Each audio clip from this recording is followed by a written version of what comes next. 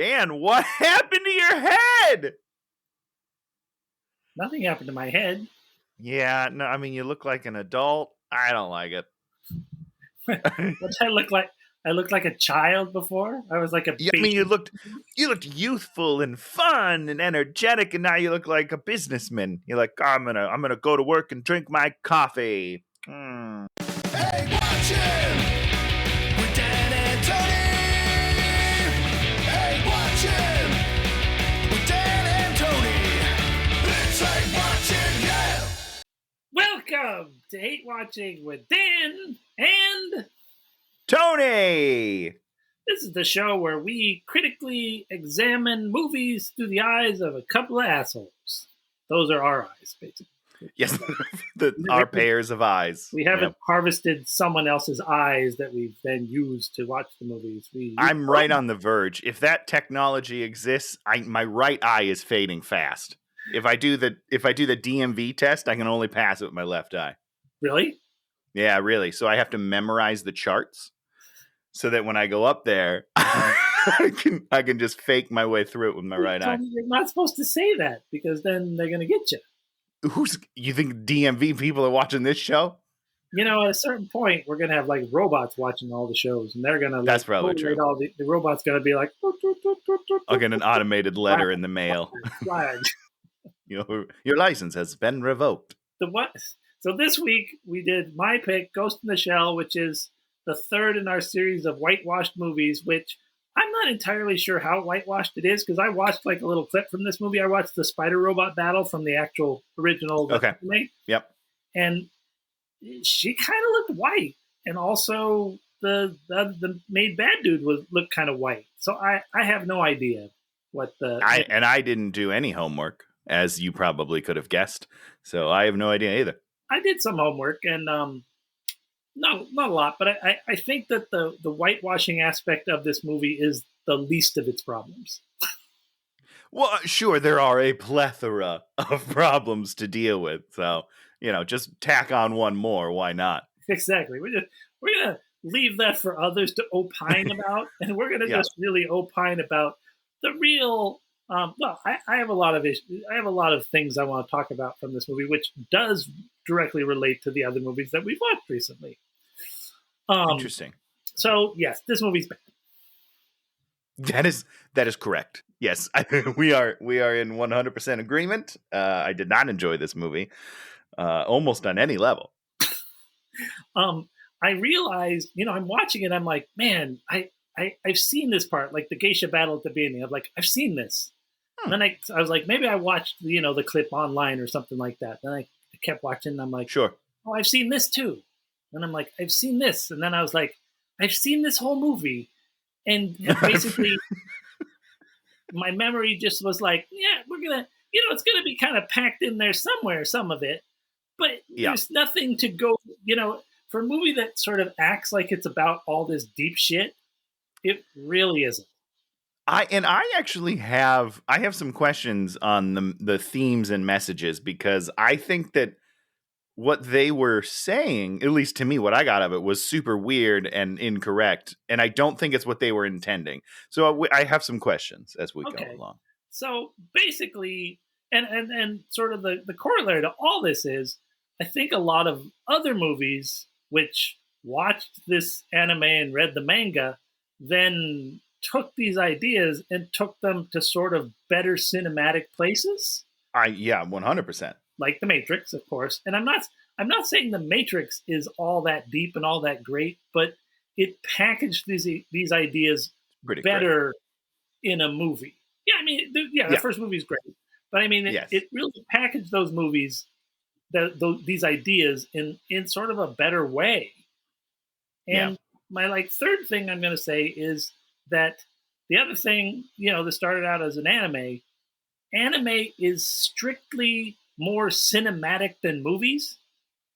Yes. And so when you just try to replicate it, you are going to lose. And it doesn't really translate. And I don't know why we try to do make it your own.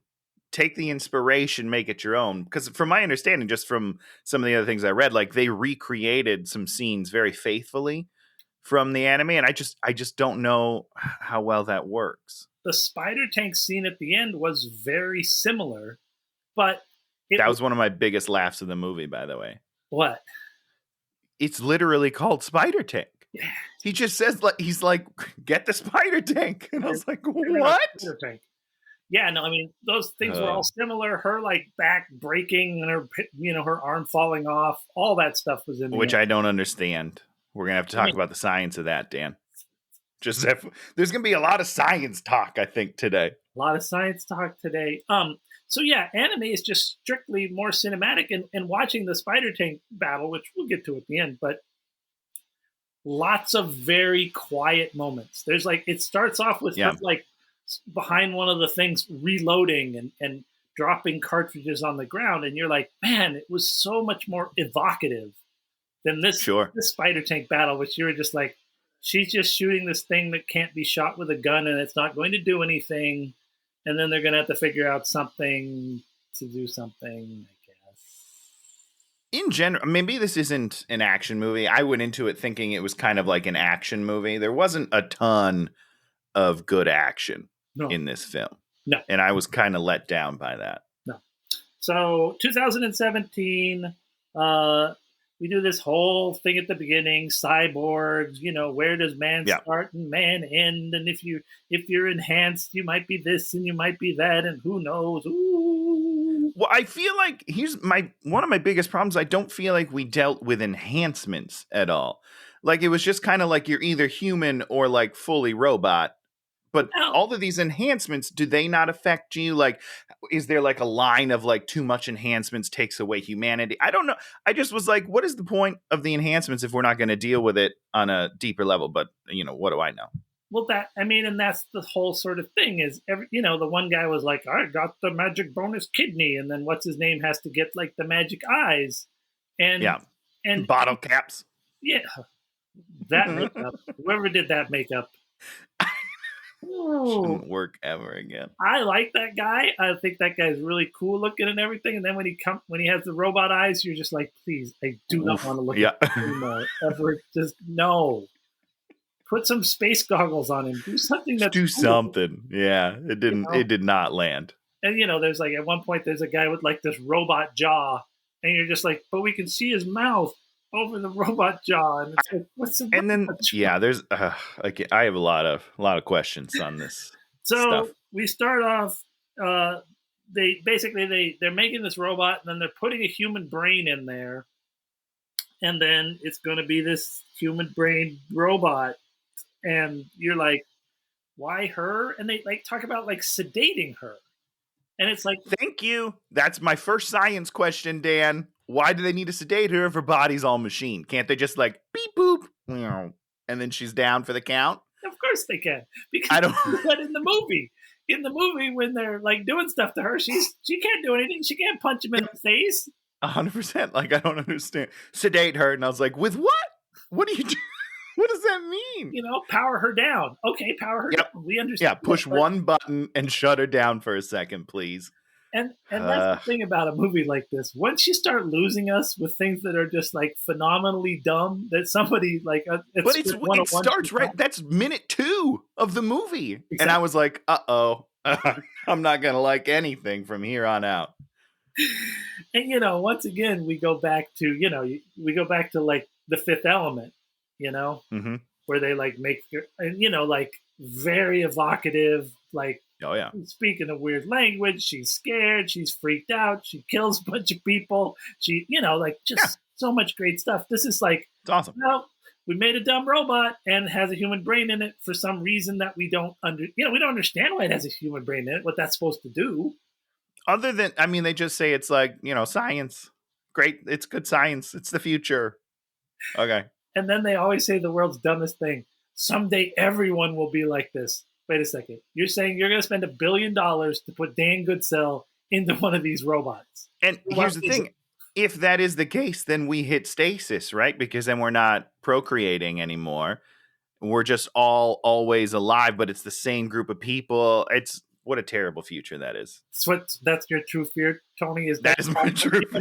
Mix with the same people. there's only 5 billion people on the planet. At a certain point, I'm going to run out of people to talk to. I'm going to get to know everybody, and then I'm going to realize, oh, wait, I don't like any of you. This world sucks. So, you immediately say, why her? Why her brain? And, through the whole thing, we find out that her brain was just sort of randomly harvested. It was basically just there. She was a runaway, and they were like, oh, there's one. And it's just literally the dumbest thing ever to find that out. It's like, why do we give Steve Rogers the super serum? Because he wants to fight for America. Well, not only that, but he, at his core, he is already Captain America. He just doesn't have the the body and the powers. Like, he embodies everything. That's the whole point of the first. And I don't even love that movie. I think it's very boring. But it makes the point where it's like they put him through these trials and be like, no, this is a genuinely good human being. He's got the drive. He doesn't quit. He and they're like, okay, let's make him super. And then great, he's a good person all through and through. Ugh, Captain America. And so when we look at all the other movies that sort of deal with this, you put like a soldier's brain in there who just got killed on the battlefield, who's going to follow orders, and then the orders break down. But this one's like, we pick just random person, just random brain laying around. We put random brain in there, and then we spend all this time trying to make that brain not have memories. You're like, why? Yeah. None of it makes any sense to me. It's all very confusing. Yeah, you don't put a stupid person in your super project. You put someone who you can control. That's a company man. That's a perk. Give it to somebody that wants this body. And then the point of the movie is them like slowly realizing that they shouldn't be controlled. Like, that's kind of their thing, where she's just kind of getting her memories back. She's like, oh, wait, I'm not just a robot. This is weird. I better be a human. I can't handle this movie. Now we get to we're going to talk a little bit about the whole thing of where she has no emotions kind of most of the time, but sometimes she kind of has emotions, and it just this is it, Dan. Back and forth, and sometimes she's like, I'm just like a robot, and then sometimes she's like, I'm angry. Right. And why is she why? Because she's not a robot. She's got the human brain. The part that controls the emotions is the brain. And here's what, to me, the message of the movie is that the brain has no emotions. The emotions come from the heart, which is the dumbest thing I've ever heard. But at some point in the movie, towards the end, one of the bad guys is like, well, that's the problem with a human heart. What? No, that has nothing to do with having a human heart. Emotions they're all up here. It's all the brain. She has all of the emotions that a human has, but she doesn't in this movie. And they try to sort of extract this whole, your soul is floating out. But one of the other things is, I believe in the anime, they don't put a human brain. They've made a human brain that they've then put into the thing, which of course is a very different thing. And actually that seems far more interesting to me. And you explore the idea of the soul if it's this construct, but it's not. It's they literally cut a human brain and plop it into the robot. So of course she's going to still have her soul. Your soul isn't in your feet. It's not in your heart. It's up here. It's happy feet. In your feet. This was the whole. That's my whole problem with the movie. Like, it starts there and it doesn't, nothing else gets better from there because I'm still stuck on this part where she even walks like a robot sometimes. And I'm like, I don't understand her biology. Is she like a robot? Is she synthetic? Like, shouldn't she be fluid? I don't know, man. I don't get it. It sure seems like if you could make like, a spider robot, is that what it was called? Yeah, something like that. If you can make that, I don't. What are you getting from this human thing that can be sedated and that has flesh? I guess, sort of, maybe. Sort of. Why is that better? Why is flesh better in your super robot? I don't know. I don't know either, and they don't really deal with that in the movie. Nope. So we cut to 1 year later. She's like up on this ledge. And then the bad guys attack downstairs. And so she jumps off the building. And then somehow is falling like this and then is going like this in through a window. There's no rope, there's no parachute, there's no. And I understand you can do this in an anime. You can just be like, well, physics, who cares? Physics. But in a movie, we're all sitting there watching this going like, what? Uh-huh. And then on top of that, she turns invisible, right? Yeah. I'm confused on the invisibility power in this movie. Sure. Because first of all, why does she strip down to this weird rubber nude suit. Skin suit? Nude suit. Is that what allows her to become invisible? Mm-hmm. Because if that's true, two questions. Why does her face turn invisible? Because her face isn't covered by this weird thing. But then later, Michael Pitt, who I can't remember, bad / good robot at the end, he turns invisible with like a trench coat. So like he can do it just fine, and she's like a refined version of him. Why does she need this weird, ugly skin suit? I don't get it, man. And maybe I'm sure that's probably from the anime. Like she's got some cool suit, and it looked cool in the anime, maybe, but it looks really dumb here, like really dumb. Ostensibly, what you would do is it would sort of be looking out at the world and then doing a chameleon thing, right?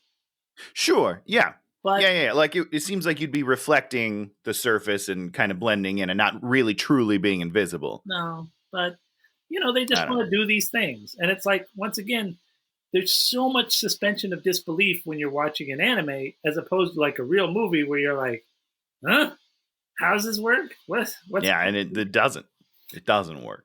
So she goes down there and boom, boom, shoots a bunch of things, boom, boom, and then her buddies come in and they go boom, boom, and everybody gets shot.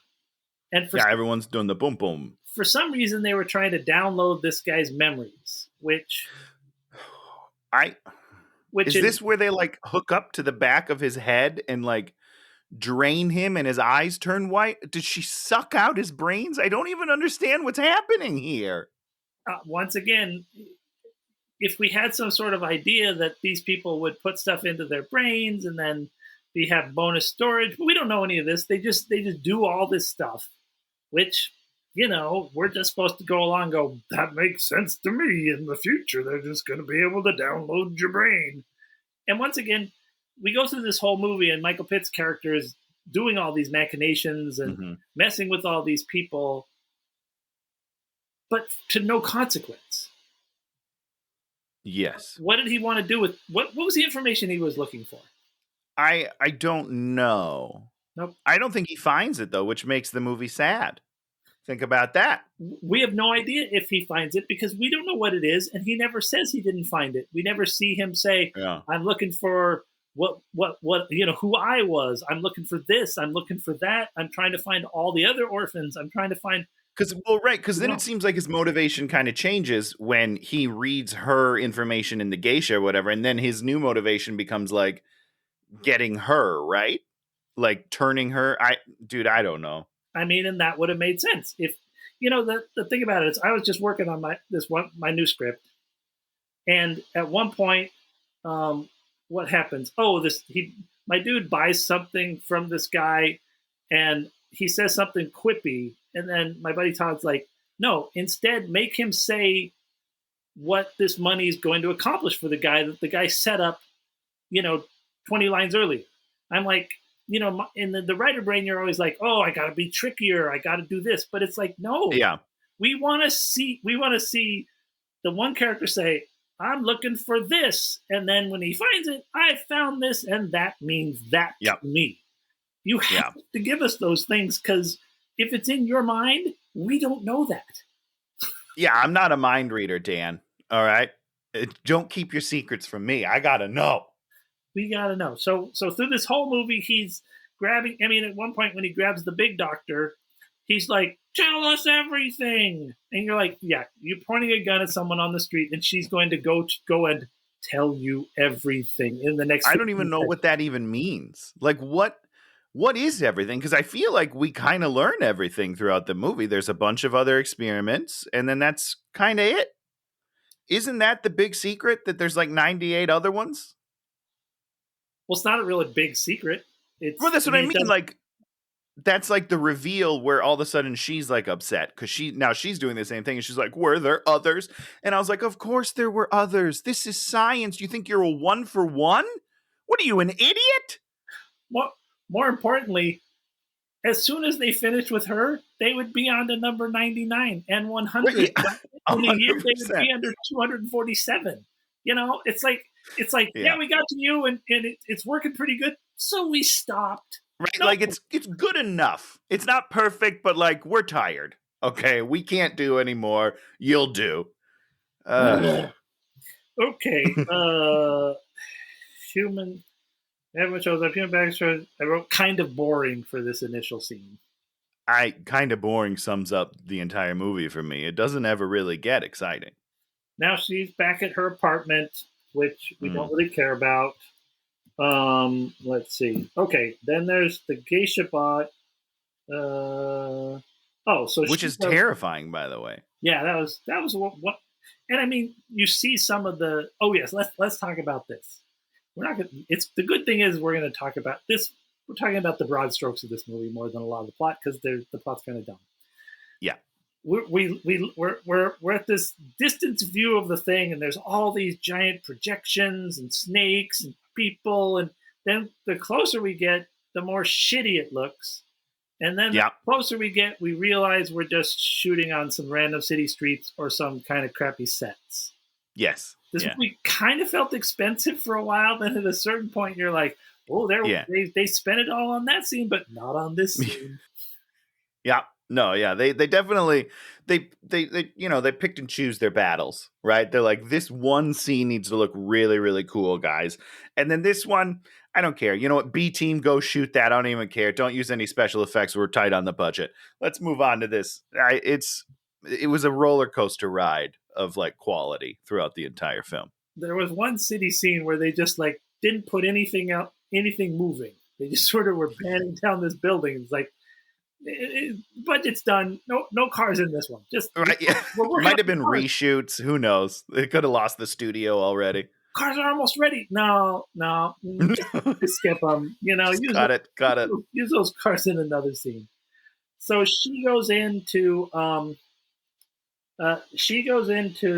the geisha. Oh wait, no, this is later. So then she's starting to get glitches. Who cares? And that now we're at this point, did you know exactly what was happening with the glitches? Yeah, not really. I didn't. Oh, interesting. I literally I turned to my wife and I was like, "This is what's happening." I don't even know why I'm watching this movie. You knew that was like when she got taken and put into the robot body. The glitches. 100%. Yeah, like I felt like they telegraphed the entire thing because I mean, first of all, just with the name of the movie, my wife's like, "What's this going to be about?" And I was like, "Well, let me tell you what it's going to be about." And then that's pretty much what it was about, just not done super interestingly. I can at times be literally the densest person, and so my poor wife has to sit here. I don't make her watch these movies because that would be too painful. I know you're much kinder than I am. But we watch all sorts of TV shows, and I'm like, "Is this the lady from that last scene?" She's like, "Yes, it's the lady from the last." Yes. I don't know, Dan. Do they look identical? That's kind of how I. And I just miss all sorts of cues. She's like, "Did you see that?" I'm like, "What? Wait, what? What happened?" Wait, rewind it. Wait, I don't know what's happening. But sometimes I'm really good. We're watching this show, Criminal, and I'm like, "Oh yeah, this is what they're gonna do." And she's like, "How do you know that?" I'm like, "I've been studying these kind of shows." So it's like I'm not gonna read what they're doing in the show. I'm gonna know. It's like a joke. The writer, on a normal joke, it's like we know what the punchline is going to be sometimes. Yes, Like, well, this is their punchline, and then there's the punchline. So she deep dives into the geisha. And we get all the classic, "I'm going to deep dive, but you'll be wide open. It's too dangerous." Just like all this cliche bullshit lines. Yeah. Been there, done that, took the pictures. And that's the problem. It's like, cutting edge in the 80s. In 2017, we've seen it all. Like, it's too late, guys. People have already ripped that off and done it a million times. William Gibson's not even writing cyberpunk novels anymore. He's writing thrillers. Is that true? I didn't know that. If you read the Blue Ant ones, they're thrillers. There's a little bit of there's some tech stuff in there, but they're not cyberpunk. They're thrillers. They're great. Got it. Straight up thriller. So she goes into Melt World, and then she's like walking around, and then wait, is that what it's called, or is that what you're calling it? And then okay, I like it. She meets Kazu or whatever his name is, Kazoo. And Kazoo, we'll just call him Kazoo.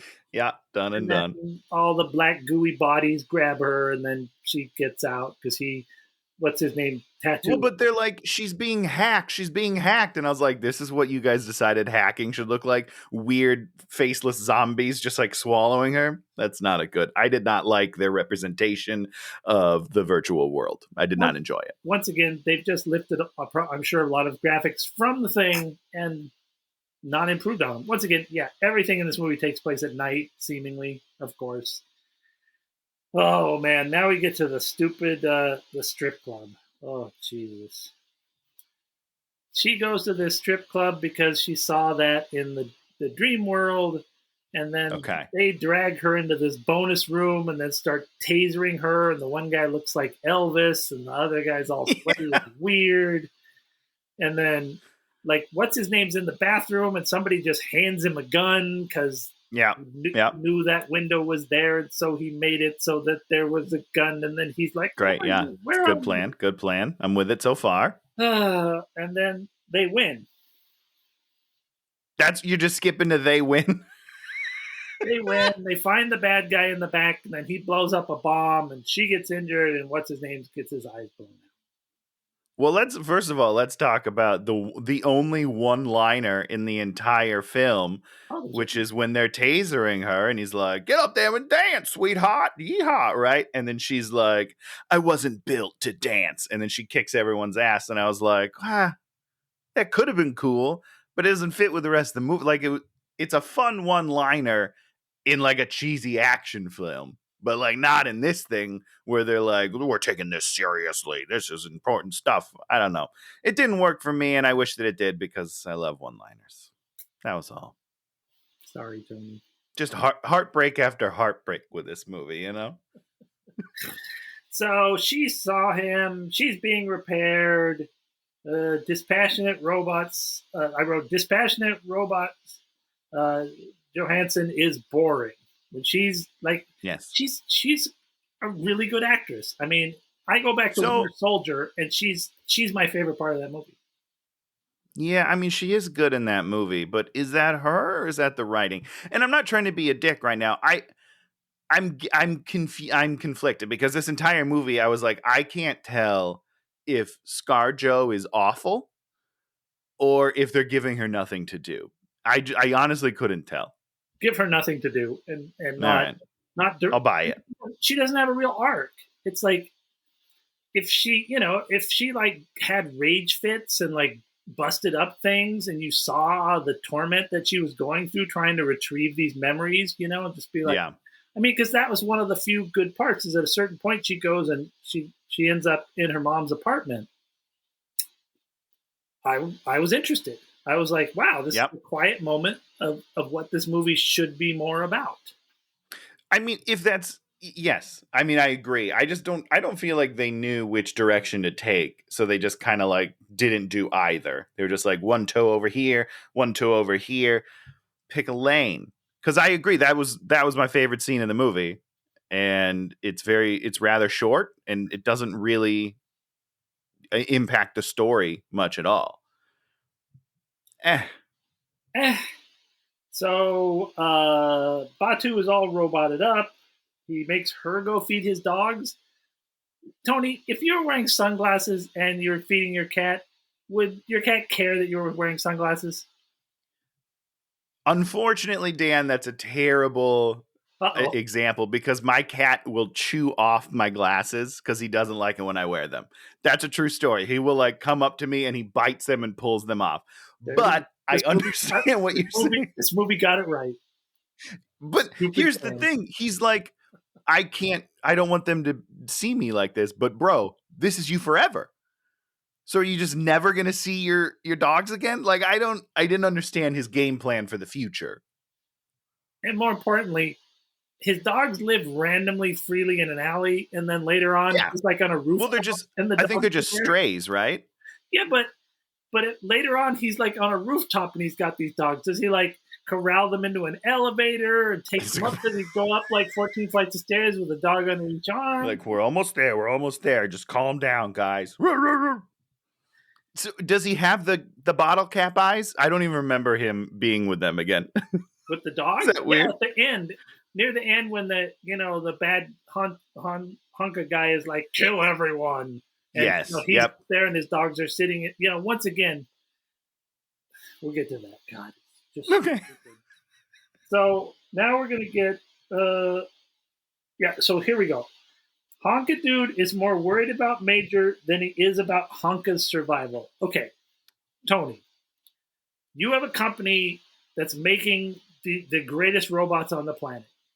Got it. Okay, robots that we're going to put everybody's brains in. And everybody's lucrative. Brains in. And all my top scientists are getting killed. Yes. Are you going to be more worried about protecting your scientists than protecting the robot you made to protect the scientists? Listen, we've already got the robot, Dan. We don't need science anymore. Okay? We're done. We are done with the scientists. We got one robot. That's all we need. It's like, what? I don't understand. It's your robot. It's supposed to stand between you and the bullets because you're the human being. It's the robot. That's the whole point of it. You can just make another robot. They can't make another one of you. Period. You're it. Correct. Yes. But not this guy's like, I don't really care who's killing all these people. I'm gonna get all up in her grill because she's mine because I own her. I own you. Yeah. Now we come to what is my least favorite scene of the entire movie. Okay. The prostitute scene. I didn't understand it. I wrote this down, Dan. I don't know. Oh, okay. I was like, I think maybe the movie's too smart for me, is what I wrote down, because I was like, I don't understand what's happening. The movie's too dumb for you. Oh, yeah. I don't know. She goes in there and this girl has like a piece of rubber on her chin and she's got some rubber under her eyes. She's like, take those off. And she takes them off. She just can. No, she just takes them off and it doesn't mean anything. Right, that's what I mean. Like, she can just do it. And I was like, so they're just like glued on? Well, I don't understand. And what's the enhancement of having a clear piece of rubber on your face? So this is what I asked, and there was a theory posited last night while watching the movie that perhaps she's emulating enhancements to get the Johns interested. You know what I mean? Okay. So it's not real enhancements, but it's fake enhancements just to make her look more interesting or something. So it's like sexy clothes. Perhaps that's my wife's theory, and I was like, that makes more sense than anything I got. I think your wife is absolutely correct, and I think it's absolutely stupid. They did it. It's stupid, but they also didn't do a good job of telling me that. Like, nowhere in the movie has anyone been like, oh, you know what, sexy enhancements. So like that, I don't know if that's a fetish thing or I don't know, man. I don't know. I don't understand the world that we're in. Nope. If you want us to understand something, like I said before, you have to sort of tell us because we're a bunch of dum-dums. I mean, I'm an idiot. I'll tell you right now. Some ways you got to treat us like idiots. You got to hold my hand, just like Hootie used to say, hold my hand, right? Do you not remember that song, Dan? Hootie? Hootie and the Blowfish? Hootie? Hootie. Hootie. Hootie. Ah, Jesus. Okay. Darius Rucker. I love him. Okay, so the doctor is driving in her car and then calms her down, and then he takes over people driving in a trash truck, and they hit the car, and then they have guns that they've gotten from somewhere. Can we talk about comms real quickly in this movie, Dan? Yeah. They're the least secure comms of all time. People seem to be able to shut them down all the time, hack them constantly. I'm like, how is this the future? We've taken a huge step back in our communications because we can have secure lines, and like it's weird how bad the comms are when it's supposed to be like a future. Like they're all talking just in their brains, and yet somehow we can all hear. I don't get it, man. It was very weird. Go to brain communication. Oh, they've hacked our brains. We can't. Everybody can hear it now. Oh no! What? So stupid. we've been watching a lot of British and Scandinavian crime shows. Now, great. In I love Britain, it. they have this thing called CCTV. You know what that is? Children's caring. Closed circuit TV. And what they've done, there you go. They've put cameras everywhere. In London, the cameras are everywhere, and these cameras look out and record everything. So that's kind of scary. If you do anything bad on the street in London, they will see you, they will record it, and then they will use it against you in court. That seems pretty smart. It's it's kind of Big Brothery, but sure, it solves a lot of problems. But it gets the job done. The flip side of that is all these shows are always like, are there CCTV cameras there? And then it's always like, yes, but they were wiped. So sure. Somebody's always being able to sneak in and like wipe. There's scramble. Yeah. You always have to write that into your plot. Just like if you have cell phones, you gotta, we went into a dead zone. Yeah, dead zone. Right, or knock out the cell tower. That's a good one too. You got to dismantle. Boom.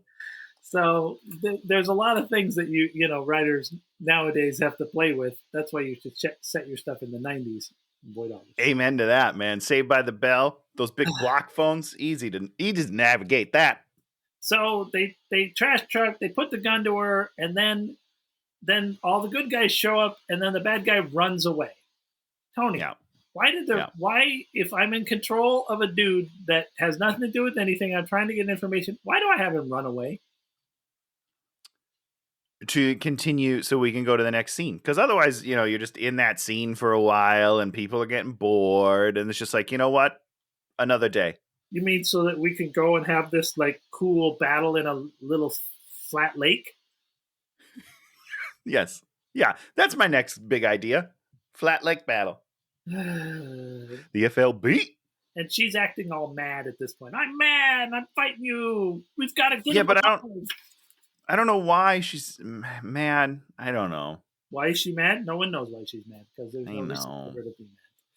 So they take the suit back and they start interrogating him, and they find that Michael Pitt's like put a whole fake life in his head, and then realize that he's invading their space through the lie detector. And then they do like for me, one of the other rare instances of something being interesting is when they're talking about this guy's fake life. Bottle Cap Eyes is like, well, at least he, thought he had a kid. It's just as good. And I was like, that's an interesting thing that we could play with in this movie. We don't, but I was like, I like this. So, there's kernels every once in a while, but they don't seem to give a shit.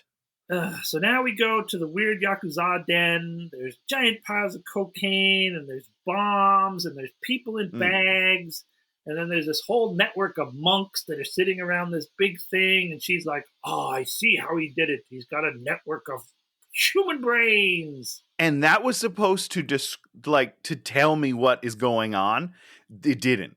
I was like, what do you mean? A network? What are they doing? I don't even understand. What does a network of brains do? Okay. Well, the whole idea is... Here we go. He's basically trying to download himself onto the net and become like an artificial intelligence. Okay. So the whole idea Which he does, right? So he does that, and then they kill him at some point. I don't know if did they kill him in this movie, I guess. No, they shot him, and she's like, no! But he had already Control-Alt-Deleted. And so I guess in the later movie, he's like living in her head, and then he goes and lives on a network or something. Wait, he gets into her head? He's in her head. I don't understand. Yeah. Interesting. Yeah, so that's the whole thing. But I still don't totally understand what the brains are doing. They're like making his own internet? Sure. Whatever. Doesn't matter. I mean, I feel like it matters because they tried to tell me it's a thing. I just don't, I'm too dumb. So all the other guys are fighting like the sandbender guys that have like the thin glasses on in the dark. Of course, they're fighting in the dark. So everything's in the dark. Anything happening exactly. You can't pay for lights, Dan. It's expensive. And then Michael Pitt has captured her, and he's hung her up on a post, and it's like, Who are you? That's what you want to destroy. I've network read you. I've read your code. We're the same. Who made you? I'm the number one. And he takes off her face because he's a bastard. I'm the number one. Kill me. And then she like sees his temple tattoo and she's all like, what's that? And he's like, I don't know. And nobody seems to know. Now hold on a second. So he got a tattoo. Oh, I guess he must have had that tattoo beforehand because they were living there. Ah, okay. I didn't realize that. Yeah. Probably something like that. But here's the thing, Dan, and it's been a while since I was able to bring something back to Zack Snyder, so I'm very excited about this. This reminds me of the Martha moment in Batman versus Superman, where he's like, why did you say that name? And she's like, what is that tattoo? And this to me, it's the exact same moment, and nobody seemed to give a shit about this movie when it happened, and everyone was giving Zack crap about it, but I think the mother thing makes way more sense, because everyone's got a mom. Not everyone's got a weird tattoo on their thing with the dots. I don't even. When she was like yelling about it, I didn't know what it was until they had to like cut away and show me what it is, and I was like, oh, okay. Anyhow, so Zack Snyder, good for you, sir. Good for That's you. all sir. I want to say. So good, yeah. Wow, Zack feels much better because his tiny ego was injured by. Hey, Zack listens to this podcast, and I just want him to know that I'll be in any movie he ever does. Let me know, dude. For free. For free. I'll pay you. Not a lot. He's broke. Like, stop taking your meds. Your meds suppress your memories. Duh. Your ghost is yours. Well, and that I don't. Yeah. I guess I don't totally understand that, but it's fine. So she immediately goes, wow, my whole world's blown up. And she goes to Juliette Binoche, the doctor's apartment. Talk about Juliette Binoche's doctor's apartment. Well, it looks like an insane asylum room. It's just like a padded room. And then I didn't see much else outside of it. And I was like, this is where she sleeps? It looks like she's almost on the floor. She's like, I don't... 6 inches of mattress. Is that what it is? And then there's like these blank. I mean, it really looks like a shooting den. You know, a place where junkies or people that do not have places to live go to shoot their junk. This is like the number 3 doctor that is created. Like she's the number she's very smart. She works for like a really big company. Like she has to make some money, right? Guess not. I don't know, man. It's like weird. Like she has no money. It was like you're just like, I don't understand this. This doesn't make any sense. She should be like this nice apartment. Should be chilling, you know. Ooh, like the mom's apartment later is way nicer than this one. Well, the mom's apartment's more real than this one. This is like, let's build this. Right. Well, this is like future apartment, but it looks terrible. Looks terrible. Like it doesn't look nice at all. And the mom's is like, oh, this is a cute little place. I like it. And so the doctor spills the beans. There were 98 before you. Where did I come from? Your memories are false. Blah, blah, blah, blah, blah, blah, blah. And she's like, I'm going to run away. And so she runs away. And Tony, which is her answer to everything, by the way. Where does she go when she runs away? Where does she? Does she go? Is this where she goes to the lawless zone? No?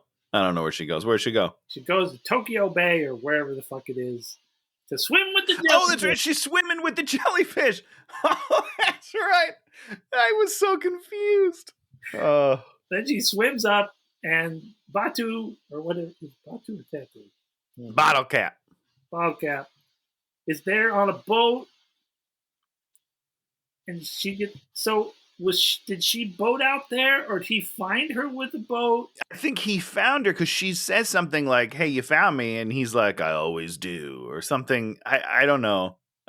Tony, if I was swimming underwater in, say, the ocean, would you know how to find me on your boat? Dan, if you were swimming underwater in a tiny pool, I'd be like, I don't know where he is.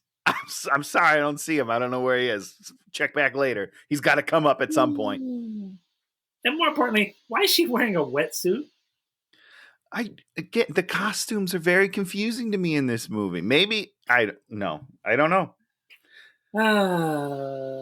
Okay, now we're gonna get to the last bit. third act, Cutter, who's like the one hunk of guy who's sort of ostensibly in charge of all this or something. Who knows? Who cares? He's all like, oh, she's got to be brought in. Wait, she's been turned. Oh no, wait. Well, because he says that she killed the doctor, right? Yeah, so he's saying that. Yeah. Maybe, yeah, whatever. So she goes and meets the mom. Then we have the mom scene and the cat. We're like, oh, this is nice. Okay. This is what the tone of the movie is supposed to be, where we have like moments and we feel like she's a person as opposed to she's just a robot that does robot stuff. Yeah, and we'll get to that right at the end. So a little bit more. Now we got Act 3. Cutter is the big bad guy. He's going to take out Section 9.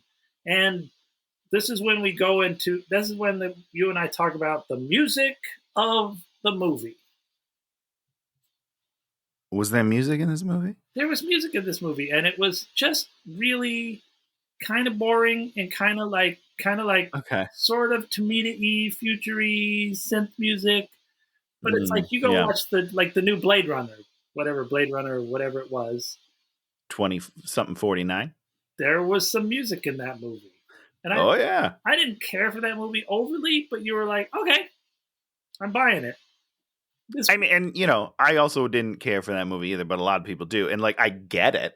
I understand the appeal. It's not here. And there was some visual stuff in that movie that you're like, okay, when they're in the car in the water, you're like, okay, this is dangerous. When they're in the sand dunes of all that stuff, you're like, this is weird. Yeah. It's like these are the movies that have learned the lessons of this anime. This movie did not. It just tried to stick to what the anime showed everybody, as opposed to like going, oh, we have a lot more money and a lot more ability. We're going to like expand this idea and really not just rehash this same thing. Yes, make it cool. Do your best to make it cool. Make it cool. And lo and behold, of course, the third act is all at night. And then all at night. So they try to kill all of Section 9. Like the old man walks down to his car, and then he like sort of holds up a briefcase in between him and the bad guys, and somehow they're not able to kill him. And then what's a magic briefcase? He's able to get out with his revolver, even though like he's 100 years old, and like kill all these young guys instantly. They were still shooting. That's the part that bothers me. His briefcase doesn't cover his whole body, so like it's just kind of over his face, and those people were only shooting at his face. Like, shoot out a leg and he'll drop the thing and then you shoot in the face. It's the double. Come on, guys. It's classic gunfighting. We buy it from Captain America because he's like a super soldier and he's like all. Yeah, and he hunches down behind the shield, I don't know. And then, what's his name's on his roof? So he's on his roof, sitting, looking out there, and he clocks the guys behind him and his dogs are sitting in the chairs. And you're like, how is he going to get the jump on like these two guys that are, 8 feet away that have guns pointed at him? So here's my question, Dan, because the only ones that actually shoot are the people at the old man. The other like 2 or 3 scenes we see, they're all just sneaking up and they have plenty of time to kill the person. They want to get like, do they need to be point blank? Whites of their eyes. Okay. Like, that's the only way to know that you're going to actually be able to hit someone with machine. Well, I gotcha. With machine guns, and that's why why you couldn't get him, is because you can't see the whites of his eyes, so they never got. Awful stuff. So the spider tank comes down. They just somehow this guy's spider tank requisitions a spider tank. Spider tank looked cool. Yeah, I liked the spider tank, man. I was into it. And she just sort of runs around, shoots it, doesn't mean anything, and then she jumps on it and pulls its brain out. Full disclosure, I didn't even know what her plan was. She didn't have because she's literally just like running around in a circle, it seems. Yeah, no plan. And that's not anything. Nope. So now explain to me, Dan, why does her arm rip off and disintegrate? Let's put it this way. A fan. You have a fan? Have you ever had a fan? Like a person that supports me dearly? Yes. I have a lot of those, Dan. No. I also don't have any. Electric fan. Yeah, of spins around, like those blades spin around. What happens when you stick your finger in there? I lose a finger because it's a metal fan. Yeah. What happens when you stick something metal in there? It stops the fan, sort of. Well, if the fan is like plastic, it spins around and it breaks all the plastic things. Right? Sure. It just keeps going. And that's the idea, is she's just going to keep going. And this is just going to keep pulling. And at a certain point, this is going to be attached here. And then the break is going to occur here. But then how does it still come out? You see what I'm saying? Because her arm is giving out. The other arm's still going. All right. I mean, I'll trust you. It's dramatic. The funny thing is, in the anime one, she just has like these ripped muscles. She looks like a roid monster when she's doing it, which is I love it. Very different than this thing, which is like they really tried not to like go down on her breasts when she's wearing that nude suit. They always try and shoot her like right here because they don't want to make people hesitant and think she's... Well, it's a weird suit. Can we just say that right now? It's dumb. It's a weird suit either way. So she breaks off, and then Michael Pitt's character got crunched on the face, and then he got shot in the face, and then Batu somehow has, instead of going to the scene, is like somebody's up on a building ready to shoot a helicopter down because a helicopter's coming at any moment, I guess, as opposed to... What's interesting is in the anime, Batu shows up, or whatever his name is. What is his name? Tattoo? He shows up and he has this giant gun, and he's the one that kills the spider tank. I thought for sure that's what was going to happen. It isn't. Well, that was what was supposed to happen. And because where does he go? He just comes and picks her up, right? Somebody shoots the helicopter down up. Yeah, some random dude that I don't remember seeing any time the rest of the movie. Oh, that was shoots the dude that that was down in the cafe that the guys were trying to kill. The guy that doesn't. Oh, okay, yeah. Yep, okay, I remember. So somehow he's placed himself on that thing, and like before Michael Pitt, I mean, he gives him time to shoot Michael Pitt, then he shoots it. Doesn't shoot it before then. Thanks. Well, yeah, I feel like everybody else wants Michael Pitt dead anyhow, right? So everyone wins in that scenario. Batu saves her. Old guy shoots. Oh, the old guy goes and shoots Cutter. And man, you're like, wow, I wonder if he's going to fall backwards into that aquarium on the floor. Wow. But did you also kind of like it? Did I like that he fell in the aquarium? Because I kind of liked the shot. No, just like the visual of it. Because they did it in like a nice slow motion and the water was crashing. And I was like, it's fun. I'm grasping at straws here, Dan, to find some enjoyment out of this movie because it took out my entire Friday night. So then she goes to her own grave and sees her mom, and now she's got a mom, and she's going to go live with her mom. End of movie. Which is like, what? What? All the honka guys are dead, and she's still rocking, and Michael Pitt's on the net. He's surfing the net, bruh. So here at the end, we get a voiceover from ScarJo. Yes. And she says something to the effect of why the robot or how the robots have to like remain like humanity is our virtue. She says at one point, and like, that's the difference. But it was like, that's not what the movie's about. Like, I feel like that's the message they thought that they were trying to tell me, is that humanity like is what makes us human, right? That's the only thing that keeps us human is our humanity. But she never had that. She didn't have any emotion. Like I was very confused. I was very confused about the message of this movie. I still don't know what it is. She was never conflicted by anything. She never had to like go through any trials that question whether or not, because that's the other thing. When she was like, when Michael Pitt had her hung up on the thing and she's all like, "You're the bad guy. You hurt people."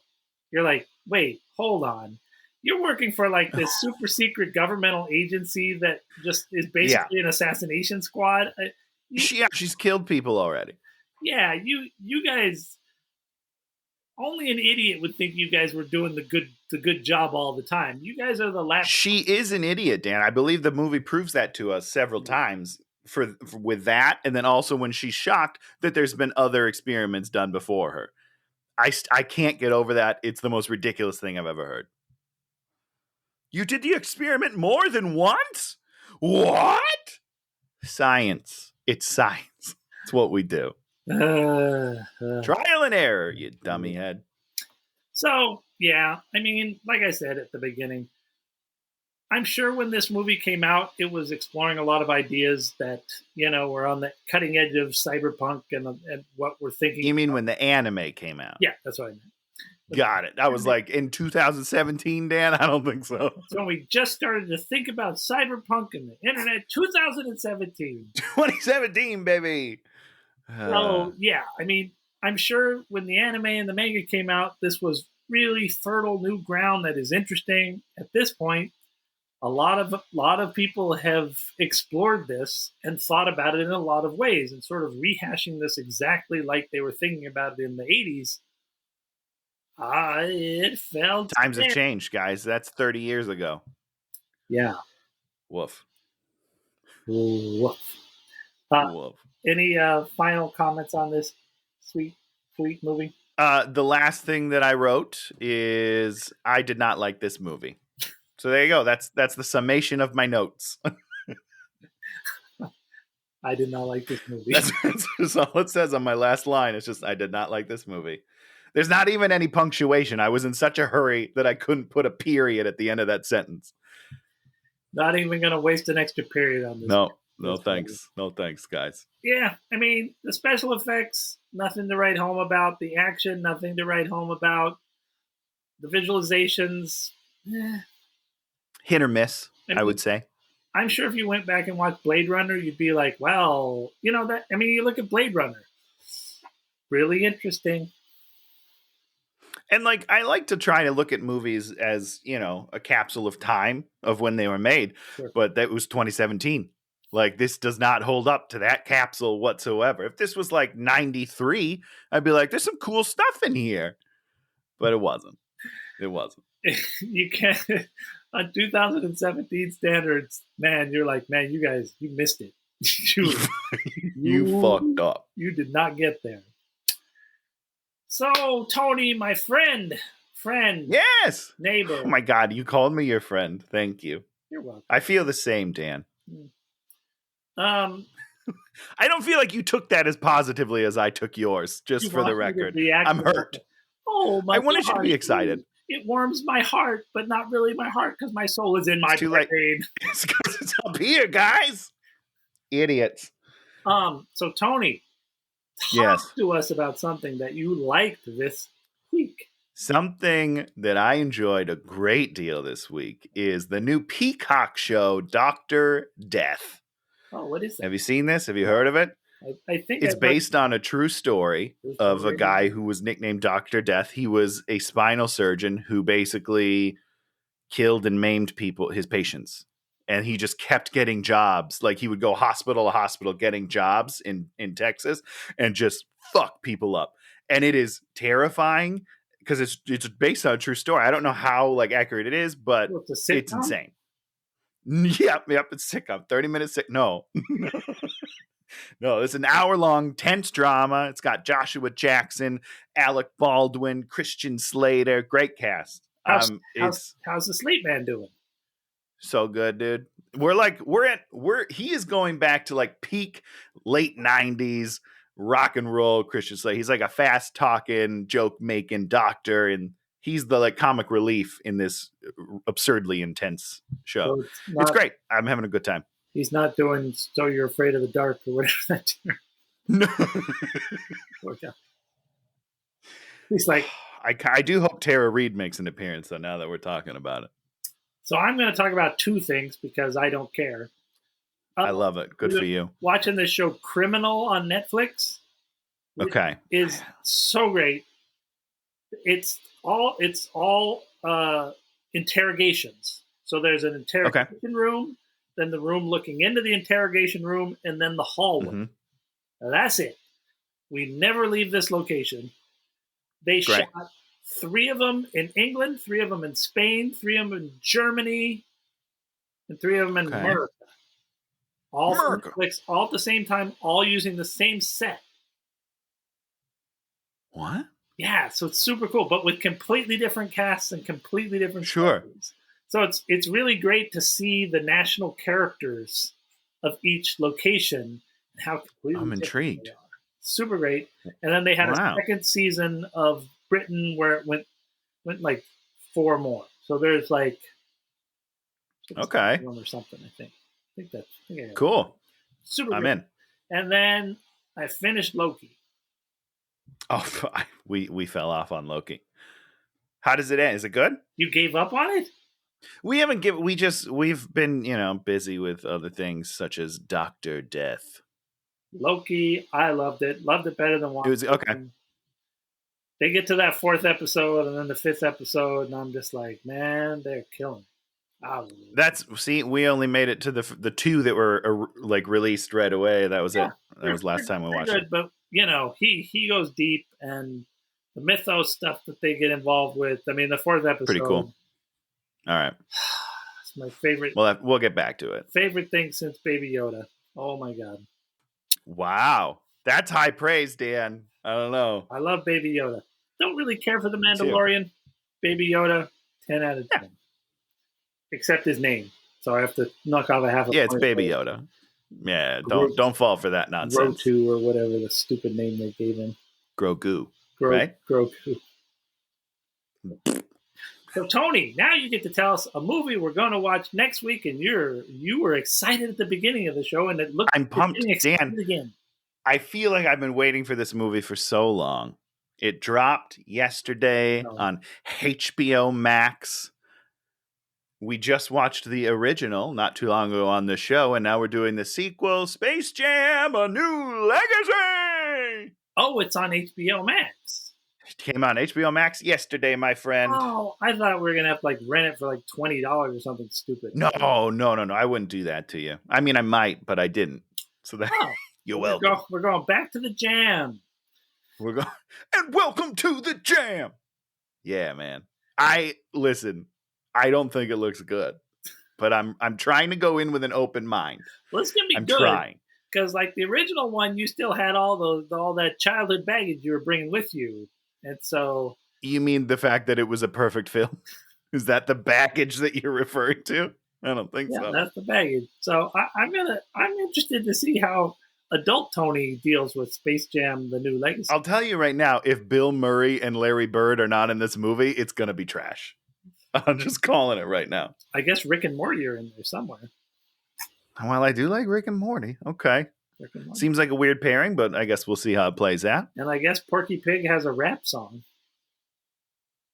Huh. Okay. See, Dan, the original one is good. Can we just get out of here? I'm sure I'll be talking about it a lot next week. Well, we'll probably be talking about it for at least an hour next week. We're going to be jamming it next week with LeBron James, who couldn't make it through the playoffs. Yeah, good job. Let's see if he can make it through a movie. Probably not. Yes, let's see. We're gonna rate his acting versus the acting of Michael Jordan, which is hard to beat. Mikey J crushing it. You really think it's gonna be hard to beat? No, I mean Jordan's the worst part of the original movie. If we're being honest with each other. Worst part of the movie. Yeah, we're gonna have to think about what is the worst part of the original Space Jam. There are no bad parts. There's just less good parts. So many choices. Less wonderful parts. You know what I'm saying? And no Lola Bunny because she's too hypersexualized. Well, she's in it. They just redesigned the character. Oh, so she's in it. She's in it. So we can do like a compare and contrast between Sexy Bunny and PC Bunny. Yes. We'll see. Intrigued. I'm intrigued as to where they... I'm ready. I'm probably going to have to do a double header. Yeah, I'm sure you are. I am not. Yeah. Yeah, well, maybe you should. Just saying. Maybe I should. So, if you like what you saw, there's like at least 50 more of these you could watch. Just saying, go back, dig in. You have time. And quality wise, they're not always the best. We're in our stride right now, just visually and sonically. But just bear with them because the comedy is still there. Comedy, all the way back to last year. You can relive the COVID lockdown. The early days of the pandemic, just if you forgot what it was like. We might be heading back there anyways, so there you go. Yeah. New mask mandate, everybody. And if you like what you see, leave us a comment, smash that like button, subscribe, tell your friends, blog about it. There's many ways to do Do people still blog? No. Vlog. You vlog about it, guys. Get on your phone and vlog it to your friends. And TikTok. See, I'm hip. And we will maybe see you next time. Space Jam! In the house! Bye, everybody!